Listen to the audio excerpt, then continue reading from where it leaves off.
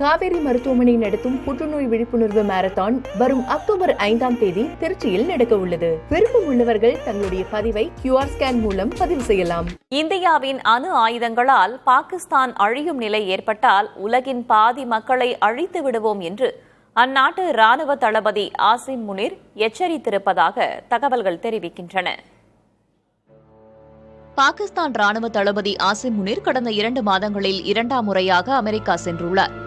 அங்கு புளோரிடாவில் பாகிஸ்தானியர்கள் பங்கேற்ற நிகழ்ச்சி ஒன்றில் பேசிய ஆசிம் முனிர், சிந்து நதி இந்தியாவின் குடும்ப சொத்து அல்ல என்றும் அதன் நீரை நிறுத்தி வைப்பதன் மூலம் பாகிஸ்தானில் பெரிய அளவில் உணவு பஞ்சம் ஏற்படும் என்றும் தெரிவித்தார்.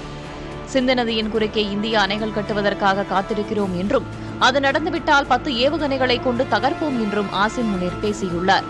இந்தியா நெடுஞ்சாலையில் பளபளவென்று வரும் மெர்சிடிஸ் கார் போன்றது என்றும், ஆனால் பாகிஸ்தானோ ஜல்லிக்கற்களை ஏற்றி வரும் முரட்டுத்தனமான லாரி போன்றது என்றும், இது கார் மீது மோதினால் யாருக்கு பாதிப்பு என்றும் அவர் பேசியுள்ளார்.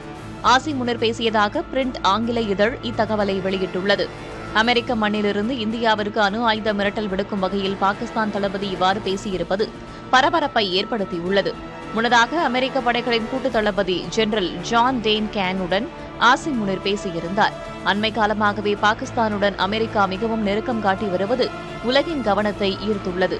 முன்னதாக சென்னை IITயில் பேசியிருந்த இந்திய ராணுவ தளபதி உபேந்திர துவிவேதி, அடுத்த போர் நாம் எதிர்பார்ப்பதை விட முன்னதாக வரும் வாய்ப்புள்ளதாகவும் அது சிப்பாய்களை மட்டும் கொண்டு நடப்பதாக இருக்காது என்றும் தெரிவித்திருந்தார்.